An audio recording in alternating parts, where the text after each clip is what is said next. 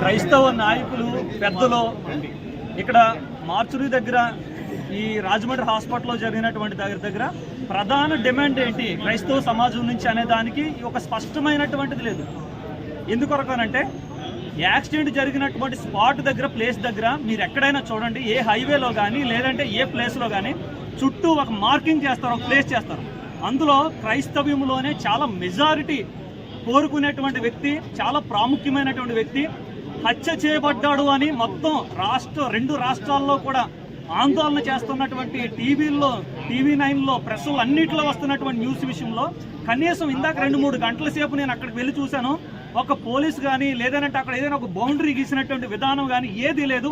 అక్కడ ఉన్నటువంటి మీడియా వాళ్ళు వస్తున్నారు, ఈ బండిని పట్టుకుని ఇదిగో ఈ బండి ఎలా యాక్సిడెంట్ జరిగింది, ఈ హెల్మెట్కి ఇలా బ్లడ్ అంటుకున్నది, ఈ స్పెడ్స్ ఇలా ఉన్నది, మాస్క్ ఇలా ఉన్నది అని చెప్పేసి ఎన్నో రకాలుగా దాన్ని పట్టుకుని చెప్తున్నారు. మరి ఎవిడెన్స్లు ఎలా దొరుకుతాయి? ఎవిడెన్స్లు డెడ్ బాడీ దగ్గర మీరు మార్చురీ చేస్తే మీకు దొరికేస్తాయా? అక్కడ ఎవరు వచ్చారు, అక్కడికి ఎవరు రాకుండా ఎలాగా ముందు కనీసం అక్కడ ఇన్వెస్టిగేషన్ జరగాలి కదా.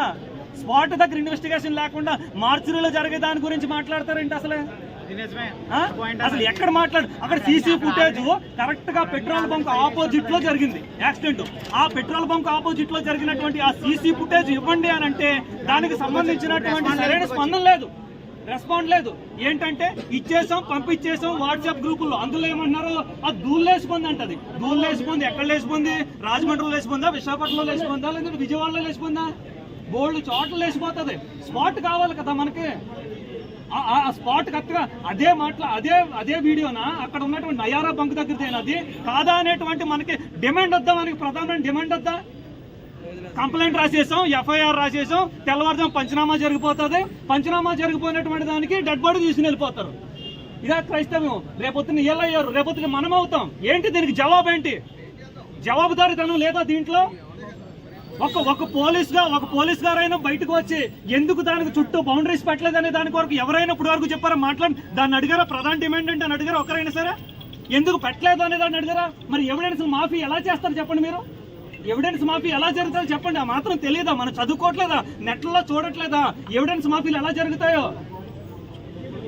కొంచెమైనా సరే పెద్ద నాయకులు, పెద్ద వారు అడగవలసినటువంటి విధానములు అడగకపోతే మనకి న్యాయం ఎలా దొరుకుతుందండి? మీరైనా ఆలోచించండి. కొంచెం ఎందుకు పెట్టలేదు గట్టిగా అడగండి. ఈరోజు ఇక రేపు పొద్దున 8 గంటలకు ఏముంటదండి? అంబులెన్స్ లో బాడీ ఎక్కిస్తారా, హైదరాబాద్ వెళ్తుంది. ఏం జరుగుతుంది?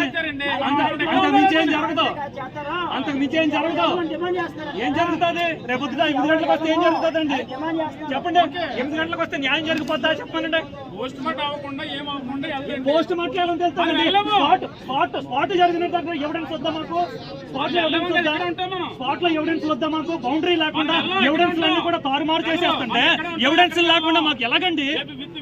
మాట్లాడరంటే పెద్దలు, మాట్లాడరంటే నాయకులు, మాట్లాడరంటే స్పాట్ దగ్గర వదిలేసి పొద్దుట ఏమవుతుందండి? అవదావు గ్యారంటీ ఇస్తాను నేను.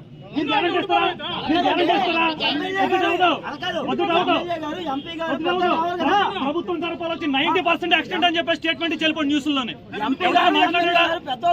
ఎవరైనా మాట్లాడాడంటే న్యూస్ ఛానల్ వెళ్ళవలసింది వెళ్ళిపోయింది. ఒక పక్క నుంచి ఎవిడెన్స్ సరిపోతుందంతా పోయింది. ఎవిడెన్స్ దగ్గర ఒక రకమైనటువంటి సేఫ్టీ లేదు. అక్కడ ఎవరో కనీసం ఒక కానిస్టేబుల్ గారు కూడా లేరు.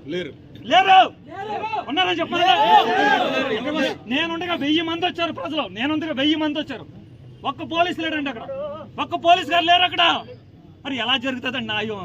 పోస్ట్ మార్టం దగ్గర నువ్వు వెళ్ళిపోయి నిలబడితే నీకేం తెలుస్తుంది? మెడికల్లో కోస్తారు. తెలీదా మాత్రం మెడికల్ గురించి? పలానా చోట యాక్సిడెంట్ అయింది, తగిలింది అంటారు.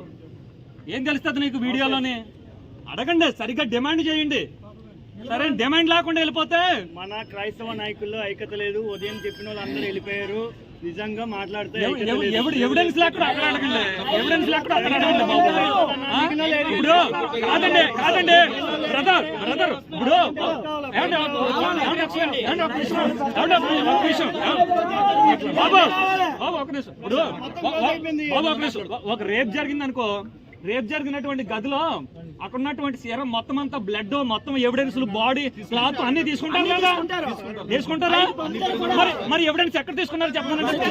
దీనికి ఎవిడెన్స్ ఎక్కడ తీసుకున్నారు? దీనికి ఎవిడెన్స్ ఎక్కడ తీసుకున్నారు చెప్పండి సార్, చెప్పండి సార్. మీరు రేపు వచ్చి రేపు ఏం జరిగింది?